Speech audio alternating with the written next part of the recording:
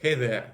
If you're a developer and feeling overwhelmed by this enormous amount of new AI tools that appear on the market every day, you need to know you're not alone. Every week, it seems that there is a new game-changing AI or IDE popping up. But here is reality check. You don't need them all. And I will try in this video save you from these unnecessary subscriptions. First, you need to choose one foundational provider. There are three big players now on the market: OpenAI, Claude, and Gemini. And you will ask me, how can I choose one? I guess it depends on what company you trust the most. The difference between them isn't huge. Whenever one releases a new feature, the others quickly catch up. Personally, I chose OpenAI, and I've been using OpenAI from the beginning of this AI boom, and I really enjoy this. I really enjoy the real cool user experience of the applications, like on MacBook or iPhone, and I really believe that OpenAI is first player in this AI field, and I think that it will be really successful in the future. It's like my opinion, but of course you can think that I believe in Google because I've been using a lot of Google services for 20 years, maybe more, yeah.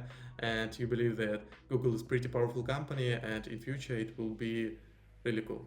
But yeah, that's completely fine. And you can still use like smaller companies like Claude. You can believe that I really believe in small startups and yeah, it's completely fine. As I said before, the difference between them aren't huge, and so you can choose the one that you trust the most, I guess. Yeah. Now let's talk about ideas.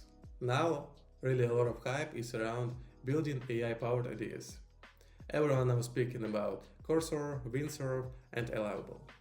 In my opinion, the hype is just because building these AI-powered ideas is pretty simple, because they are just creating a wrapper around VS Code and just inject some AI features. And the marketing these features is pretty simple because it's really easy to advertise these tools for developers, because you are claiming that this thing will increase your productivity and it will even kind of replace software engineers. But the reality is far from that. I know that Cursor is really helpful, but you still need to be aware that AI-powered IDEs still are very helpful for really narrow tasks.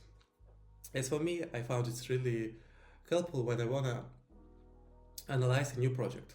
And Cursor, for example, will do this for me, and I can ask Cursor questions about the project, and he will ask me. This is really cool. And also, it's really helpful when you wanna write some unit tests or you wanna write similar functionality that you had before.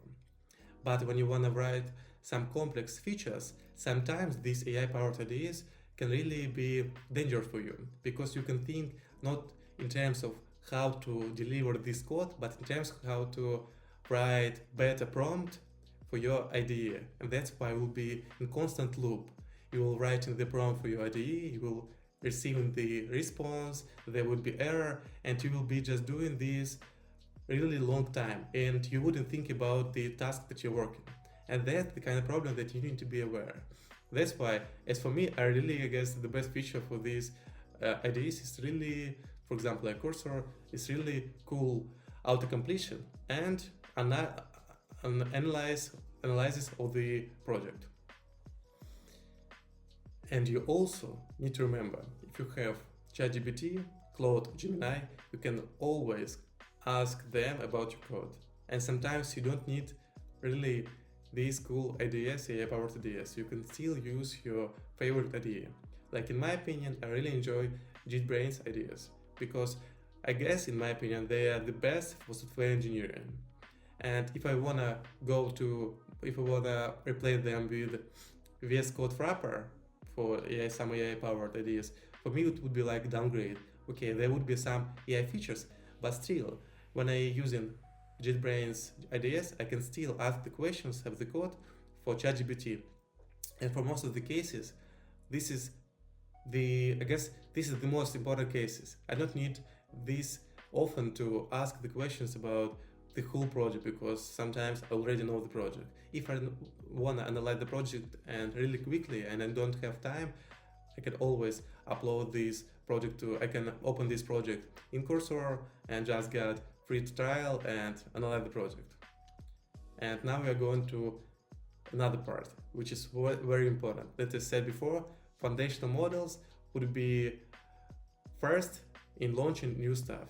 I guess you know already that a few days before OpenAI released OpenAI Codex, which is coding assistant and which is doing like some real crazy stuff.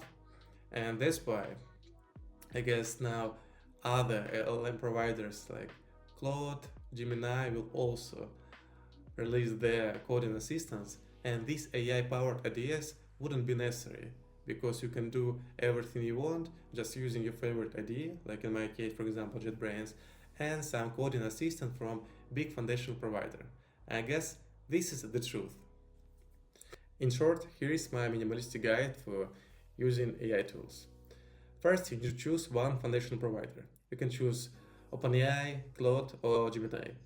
Just choose the company that you trust the most. Second, choose the idea that you like the most working. If you like working in VS Code, I think you should use Cursor, Windsurf, Allowable, because they have AI features. But if you like JetBrains ideas, for example, me personally, I like them more. And for me, the comfort of working in these JetBrains ideas is much higher than having this AI feature that Cursor has. That's why I just use GitHub Copilot as extension for JetBrains, and I still remember that in few days, maybe a month, all AI providers would release their coding assistants, and these coding assistants would be easy integrated into your favorite idea. So ultimately, be smart with your choices. Don't chase every new game changer.